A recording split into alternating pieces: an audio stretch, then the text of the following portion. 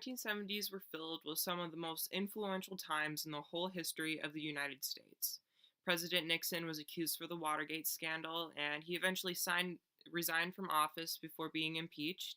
Social issues were at an all time high, and it seemed like more young people seemed to be getting more and more involved, which is not a bad thing.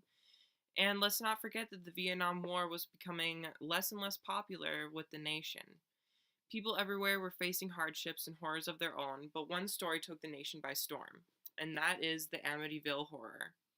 A scary and apparently true story terrified a whole country of people and ended up becoming one of the most talked about and researched paranormal stories in history.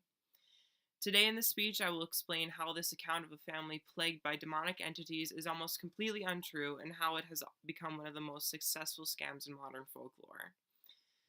I'm going to be explaining the story, then I'm going to be discussing the book and when it was published and all of the things around that, and then I'm going to finally discuss the impact it had with the family, the investigators, and with just like normal everyday people like you and me for the last 40 years. Not to mention the falsities that were claimed to be true. So first, let's get some background on the Amityville Horror if you don't know what it is. So basically what happened, on November 13th, 1973, on 112 Ocean Avenue in Amityville, New York, Ronald DeFeo killed his whole family with a shotgun in his house.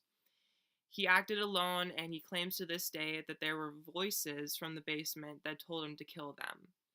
All family members, there were 6 people, a mom, dad, and then 3 sisters, and a brother. All were killed, all on the same night. And the same night he was ended up arrested. And just over a year later, a couple, the Lutzes, George and Kathy, they toured the home and they were offered a really good deal on it because of the murders committed there. I think it was probably estimated to be a $200,000 house at the time if the murders weren't committed, but they were offered $80,000 and they decided to take that offer. So they decided to move in, and shortly after, George, Kathy, and their 3 children started to feel a negative presence in the house. They started to feel there were some rooms that that they didn't want to go in, or there was one room that just would, like, the door wouldn't open, and there was just all this weird stuff happening. Even from the first day that they were there, they claimed that just weird stuff kept happening.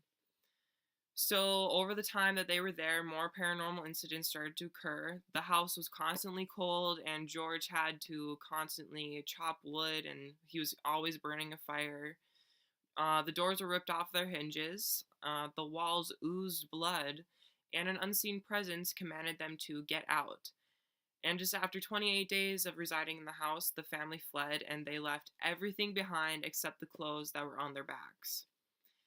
Now, after this all happened, after the 28 days of staying in this house, they decided to tell their story to a news station, and it got around a newspaper. It was a word of mouth thing, and it was on TV, and it just exploded into this huge thing. And finally, maybe 3 or 4 months after this happened to them, a man named Jay Anson decided to ask them if they wanted to write a book about it, and this is the book.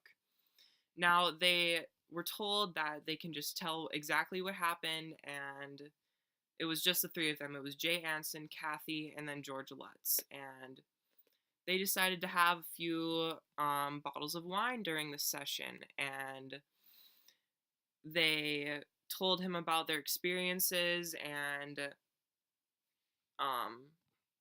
they basically just created the whole plot for the book in maybe 2 nights.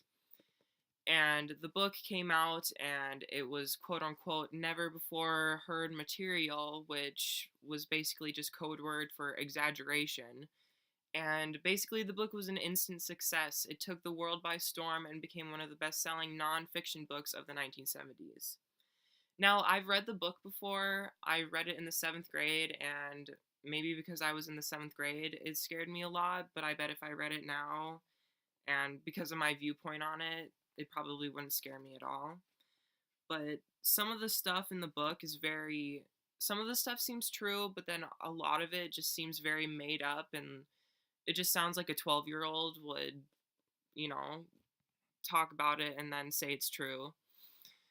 So, after the publication of the book, many people began to assume that some of the information detailed was made up or false, because a lot of the book seems heavily exaggerated. For instance, in an article from Snopes.com, researcher Rick Moran, for example, compiled a list of more than 100 factual errors and discrepancies between Anson's true story and the truth. See, many people began to speculate that the story and it in turn created a media news storm. Ed and Lorraine Warren, who you might have seen the Conjuring movies, they're the basis around that.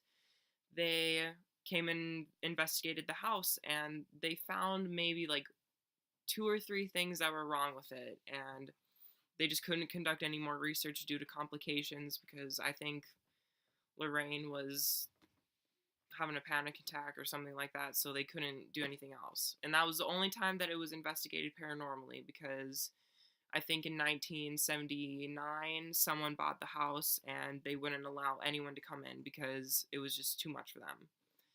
So over and over, the story has been told with different content, so the truth was very hard to reveal.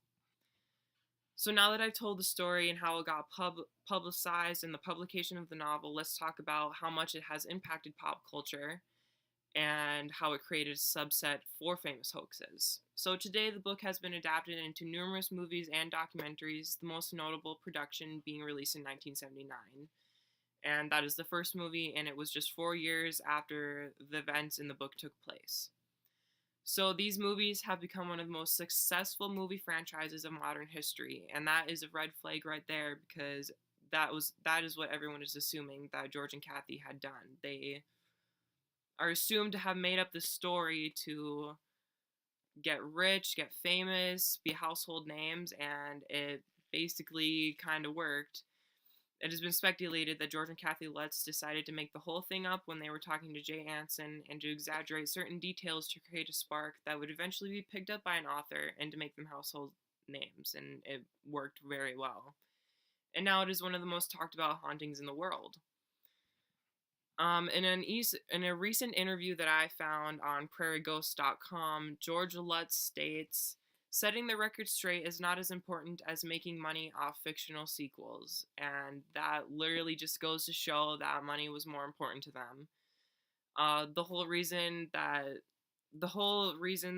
that they moved into this place was to start fresh and to start a new family and do all this stuff, but I guess their 15 minutes of fame just totally ruined their life. They got divorced. George and Kathy got divorced in 1980, and Kathy ended up dying in 2004 from emphysema, and she had always been known to say that she was just like over it. She didn't want to have any part of it anymore. And George ended up dying in 2006, and he, to that day, was saying that the whole thing was true, but he only made up a few parts. So even though the story is most likely a hoax and a scam, it still is a vital piece of history and pop culture. It is considered the last great ghost story to come to international attention, and has proven to stand the test of time because it is highly debated. Overall, the story, book, and movie franchise is incredibly untrue, but it is a pretty good effort.